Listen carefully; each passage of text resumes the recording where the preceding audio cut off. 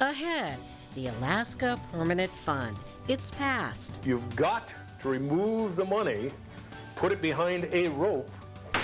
It's present. Plans in both the House and the Senate to use the fund's earnings to close the budget gap.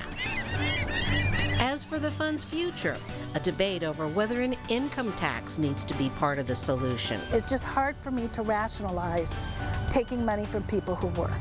To save the dividend, we need an income tax. Why? Coming up, lots of big questions, but no easy answers.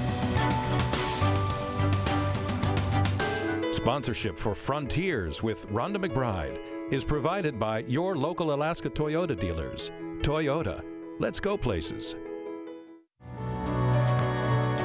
Alaska, where there are old triumphs, but also new frontiers.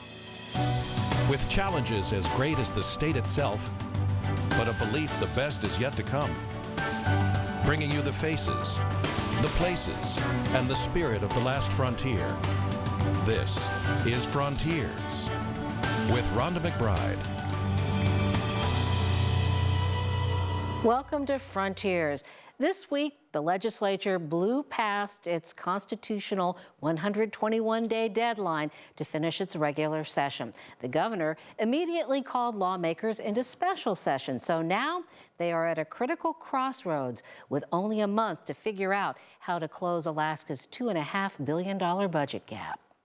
People were disappointed that it wasn't done in 90 days, it wasn't done in 120 days, but this is tough stuff. Tough because the House wants an income tax to be a part of the package, and the Senate voted it down.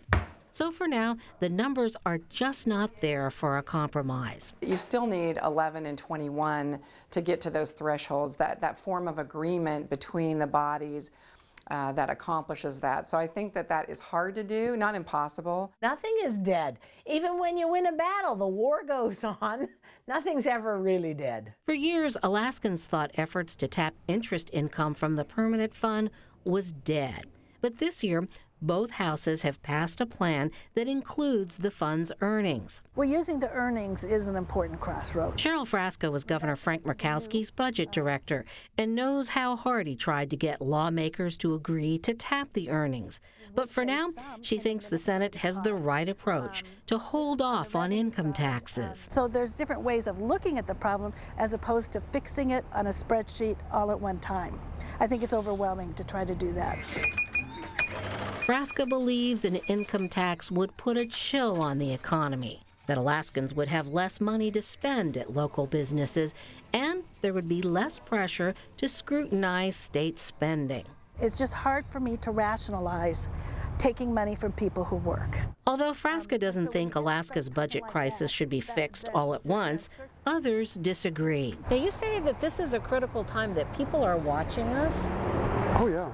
Outside investors will look at us and say, you know what, I really like this state, I like the people, I like the opportunity, but I'm afraid of the state government. I don't know what they're going to do. Eric Woolforth says it's not just the economic landscape that's at risk, but the permanent fund itself. To save the dividend, we need an income tax. Why?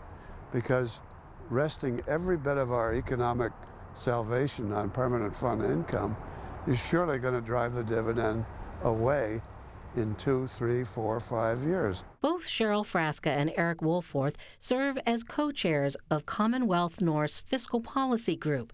And while they disagree on a lot, both see a way out through a plan that would trigger certain steps. A sample trigger would be that if your reserve accounts get down below a certain amount, it means that you need some additional revenues. So then it could trigger either a reduction in the dividend or no dividend, or a sales tax or an income tax. If in fact oil prices go up, the tax rate could go down or the tax could be suspended. What happens if, the price of oil doesn't go up and it goes down? Governor Bill Walker seems to be thinking along the same lines. We should have the tools available in order to be able to make adjustments at that point in time, even if they're not used, if there's a trigger mechanism that they're just on the table and available to us. One trigger could be around the corner.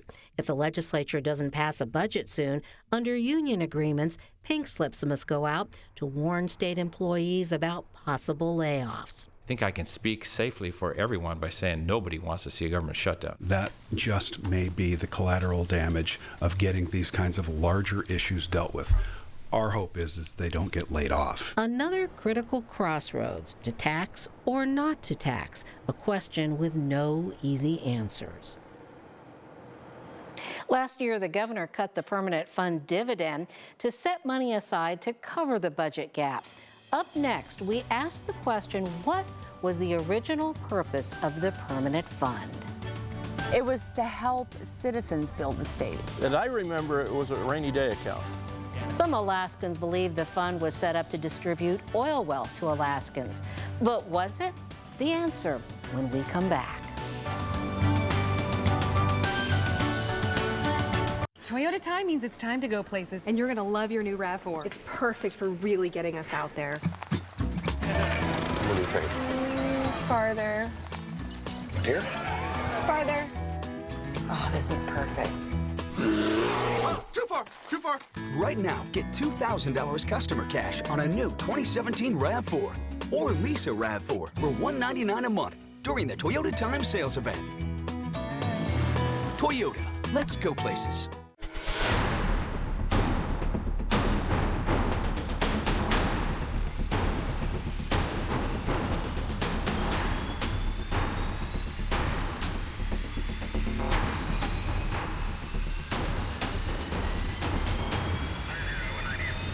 Opportunities present themselves every day. Opportunities that move us forward. Opportunities to serve part-time in your community.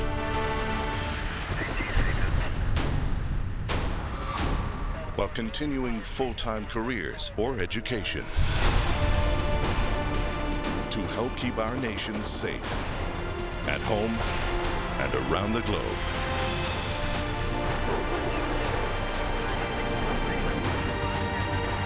Explore your opportunities in the Air Force Reserve.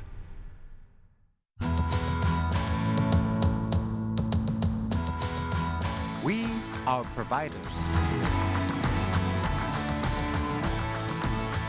We are artists. We are many things, but drugs do not define us. It's a fact. 85% of Alaska Native and American Indian people don't use illegal drugs. For more resources on building a healthy life, visit anthc.org/weare. The Permanent Fund, also known as Alaska's Oil Wealth Savings Account, is now worth more than $55 billion. But back in 1976, when lawmakers created it, there were some big battles about just what the purpose was for Alaska's nest egg. Today, many in our state think they know, but do they really? As Alaskans, we are all connected by our love of the land and also a unique institution, the Permanent Fund, created in 1976. At the time they passed this legislation, we were getting barrels and barrels of money. You never know who you might meet at Westchester Lagoon. Jane Mangus's husband, Marvin, was one of the geologists who discovered oil at Prudhoe Bay. What do you think the fund was created for? My remembrance is that it was for a rainy day account. Most Alaskans have strong opinions about the purpose of the fund. It's our state, our oil, our money. So I'm going to check that box right there. Dusty Cloud believes the fund was created for dividends, which have been important to him, and now for his son Bjorn, who received his first check last year. We hope he gets this for a long time. So, I used mine for college. It was put away year after year. Okay, now he's in the great light. Since retirement, Liz Brown has spent a lot of time bird watching. They're green and blue. But when she came to the state in 1991, she went to work for Alyeska Pipeline. What we want to do is find out how much people know about the origins of the fund. I actually think it's for both of these things. This way, the people in Alaska who live here get to share in the resource that we have. I've got a pen here, so I'm going to hand it to you. Which one do you think it was? I believe just economic development. As time sails away from us, we forget. I have researched extensively the creation of the permanent fund. Cliff Gross says what most Alaskans believe about why the fund was created is just not true. That's just not in the record. There was an idea that you're going to save money for the future. After the Prudhoe Bay oil discovery, money flooded into state coffers and state spending skyrocketed. You've got to remove the money, put it behind a rope where you cannot utilize it for flamboyant expenditures. That's why government grows. When voters passed a constitutional amendment in 1976, the purpose was simply to save the money. It doesn't tell you, however, what the money's for. So why is it that Alaskans have different recollections about why the fund was created? Remember, there's a number of creators. There's the people who put it on the ballot, the legislature and Governor at the time, Jay Hammond. And then, of course, there's the tens of thousands of Alaskans who voted for it. It's been a long journey since then. So we must remember that it took a coalition of Alaskans to pass the legislation to create the fund, and that each constituency had its own reasons. In the end, maybe what matters is what most Alaskans believe today, that the fund's purpose is now to provide dividends. Like profit sharing? So do you use some of your checks to buy these things? No. Kerwin Adams got this jewelry long before he moved to Alaska to work on the North Slope. And while the dividend came in the years that followed, it's still a golden goose to Alaskans and many things to many people. Up next, why the governor who let the legislature do away with the income tax said it was one of his biggest mistakes. That's the one connector between the citizen and the government is, don't you spend my tax dollars on that program. Today, lawmakers wrestle with the same question, why some feel income taxes and dividends should go hand in hand. And also, we'll hear from two former state lawmakers, Chancey Croft and Steve Reiger, with a look at lessons from the past that could help us today and tomorrow. I just want cremation. Cremation specialists in Alaska. Can I have a service before cremation? Our staff is committed to serving your needs. I just want something basic. The simpler, the better. Specializing in simple cremations.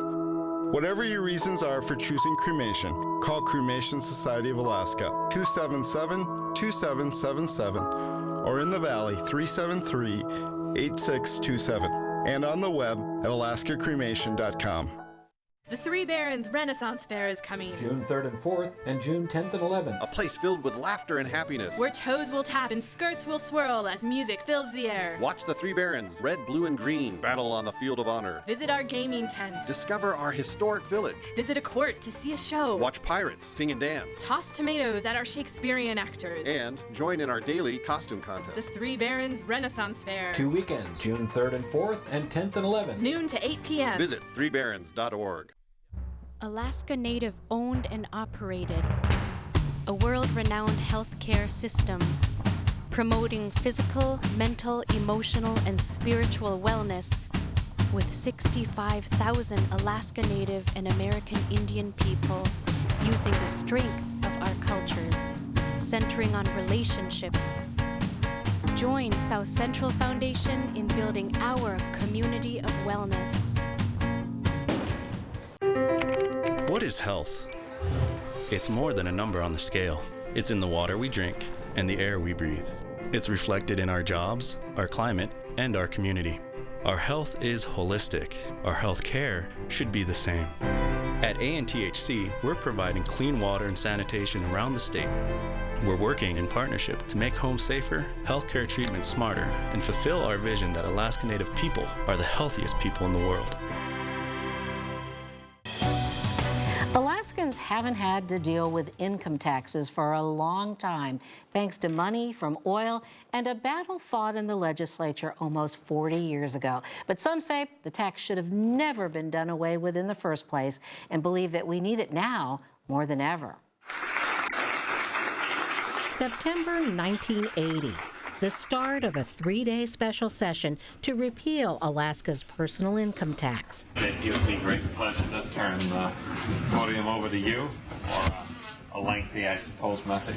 This special session is necessitated only by the obligation to provide the tax relief promised last session. What Governor Jay Hammond really wanted to do was to suspend the tax, not to kill it.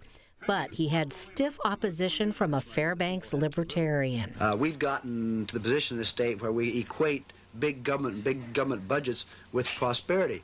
And that's not true. We have a situation in this state right now where the government's got literally billions of surplus dollars sitting in the Treasury, and the people in Fairbanks and Palmer and Anchorage and all across this state haven't got enough money to pay their fuel bills or buy their groceries or make their house payments.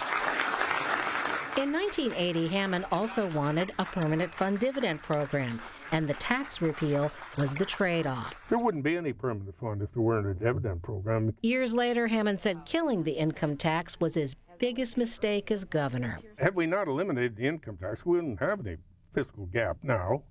But people have been so conditioned to feel that they don't have to pay any taxes that it's terribly difficult to reinstitute it. I don't want anybody living in Alaska to not be a taxpayer. Clem Tillingham was Senate president and the lone vote against eliminating the income tax. Today, he wants lawmakers to reinstate it. This is our land. Every mistake that they make today, my grandchildren and great-grandchildren and their children will feel. Do you feel, in hindsight, that that was one of the worst things we did, was eliminate the income tax? Oh, I think it was a colossal disaster. CS for Senate Bill number 26, Finance. Tillian also doesn't want lawmakers to tap the earnings of the permanent fund and has threatened a ballot initiative to block them. I don't think the legislature should be trusted because they're not trustworthy. Tillian says he's spent enough time in the legislature to know. We would like to give special thanks to the Alaska Film Archives, 360 North, and Alaska Public Media for use of their historical footage. It helps to take us back in time, and that's what we hope that Chancey Croft and Steve Rieger will do. Now, Chancey was Senate president when the fund was created, and Steve not only served a long stretch in the legislature, but you were also a trustee on the Alaska Permanent Fund Corporation board. So we have a lot of institutional memory here. Let's talk about the income tax first before we talk about the permanent fund. Do you feel that Hammond was right about that? That we should never have done away with the income tax? I think we should never have done away with it. I don't think Hammond could have completely stopped it in the 80s. I do think he might have been able to, say, suspend it for 10 years or something like that. But I think it was something that was going to pass overwhelmingly, and if he'd vetoed it, the veto would have been overridden. Well, he seemed to have this sense that those two things should go hand in hand, the dividend and the income tax, that, you know, they would balance each other out. Do you think he had the right idea? Well, the dividend and the repeal of the income tax didn't come up in the 70s. It came up in the early 80s, and I do think he was right that the two could have gone together and should have, but didn't happen. What do you think? Do you think that it was a big mistake to repeal the income tax? Well, I don't know that it was as clearly a mistake, but I think that the times have changed to where we are today, where I think that the idea of trying to solve the state's budget problems solely on the backs of the permanent fund's revenues would be a mistake. I think that the permanent fund can be part of the solution, but not the whole $2.5 billion worth of solution that we need to find. Well, one of the things that we have seen, and we have a graphic here to kind of show you a timeline of the permanent fund, all the different things that have happened over the years. It has really evolved, a work in progress. Do you think that the next stage is to figure out how to tap the earnings? Now, that's not the corpus, that's just the interest income.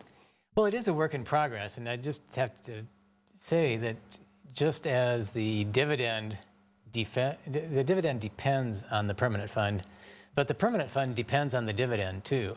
So the work in progress that you're referring to that's happened over 40 years, there's been a lot of legislation that governs the management of the fund, the investments of the fund, but it's always taken a very successful course. It's gone the route of prudent investment principle has gone the route of inflation proofing, not the route of putting the money that's in the fund into some boondoggle project. So in other words, the public would get mad if the investments were not sound and if they had because of the dividend, there was thousands of watchdogs watching the management of the fund. I mean, everybody had a vested interest. There was great political support for doing the prudent thing as far as investments are concerned.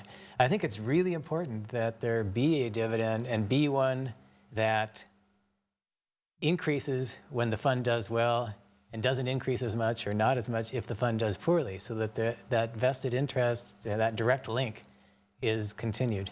Well, it's interesting because I think people are pitching it to the public is that you can always count on X. You will get, however much they cap it at. And even if the fund doesn't perform well, they'll still get X. You think that's a good idea? I think it's a mistake. I think the dividend should not be a fixed dollar amount.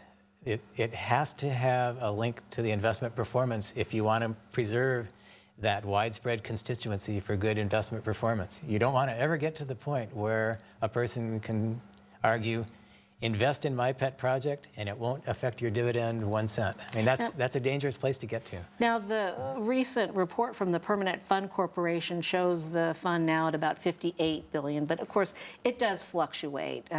But Chancey, what do you think about that? What does that say about the fund? Because did you ever imagine back in the day that it would be such a huge amount of money?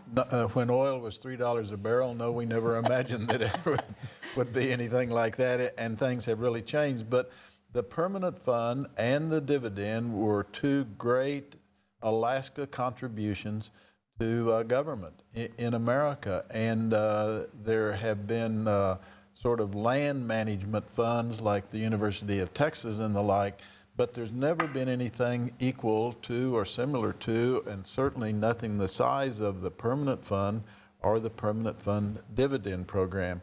And I think the dividend program is a fine idea, but I think we should also have some general tax. I personally think an income tax is the least intrusive and the easiest to manage, or a statewide sales tax, and that we should use some of the earnings of the permanent fund for general government purposes. Steve, what do you think? What would be the perfect combination? To me, I think the perfect combination would be to first provide for inflation proofing. So let's just take that off the table and then take the remainder and split it 50-50. I'd say half to the dividend and half to help fund government. In the numbers that we have today, I think you would have about $1.5 billion of your $2.5 billion deficit solved, and you'd have a dividend that would be very close to $2,000. It may be $1,700 to $1,900. And I think the ideal solution would be to do that as a constitutional amendment, not a statute that could be undone next year or the next legislature. I think it should be locked in. Boy, but the voters are just so reluctant to do anything at all. You might just, and there are some proposals, to have constitutional amendments for voters that could throw this whole thing in the, out the window. Yeah, I don't know if it would pass, but I think that given that the alternative might be a smaller dividend than what would be provided for in a constitutional amendment that prescribed a 50-50 split, I think it could pass. Well, Chancey, one of the big debates right now in the special session, one of the stumbling blocks is the Senate doesn't think that you need to solve our budget gap all at once. And the House says, no, we have to do it now because it won't get done, if we wait till next year, an election year. So we want to fix it. We want to be on a solid fiscal footing. Who do you think is right there? Well, it seems that the Senate has been saying that for some period of time. I don't think the Senate's ever going to find the moment that they think it would be a good idea to change it. I personally think it should be a part of an overall solution because I think we do have a difficult problem. We have government that has been funded by a severance tax, and that's the most volatile tax source that you can imagine. And so we have these big expenditures for Susitna Dam or the Connect Arm Crossing or all of these other things when the severance tax is producing a lot of money, but when oil prices fall, then we have to cancel those projects. And so we have this feast and famine because of our reliance on a severance tax, and I think we need to change to a property tax instead of a severance tax, and that we need a broad-based income tax. And we really ought to do it all at once, because Steve's right. We ought to keep a certain balance in the solution instead of continuing to do things piecemeal where we don't solve the overall problem and do it in a way that it makes coherent sense. Well, Steve, what would you do if you were in the legislature today? Well, there is actually, there's a number of proposals out there, and there's one that actually is pretty close to what I would do. It provides for a 5% of market value payout. That's enough to provide for inflation proofing, and prescribes splitting the earnings 50-50 between government and dividends. I think that would be a great solution. All right, well, one last question briefly for both of you is, are you hopeful something can be worked out? Do we have to go to the edge of the fiscal cliff? I'm hopeful. I mean, I think, I don't know if it has to be done all at once. It'd be great if it was, but I do think that if the permanent fund piece were solved and pretty much locked in because it was a constitutional amendment, the remaining piece, which is the last $1 billion of the deficit between the tax measures that Chancey talked about and any other measures that are out there, will be what fills the last $1 billion, and it'll be inevitable that it will. Chancey, are you hopeful? I'm hopeful, but I don't know that it's going to happen with the present makeup unless you do something different. If this was a marriage, you would say somebody ought to bring in a mediator or something to get it resolved.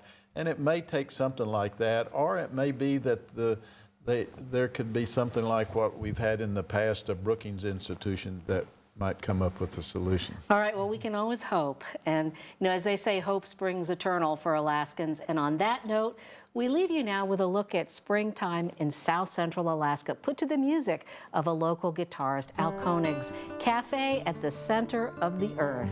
We'll see you next week.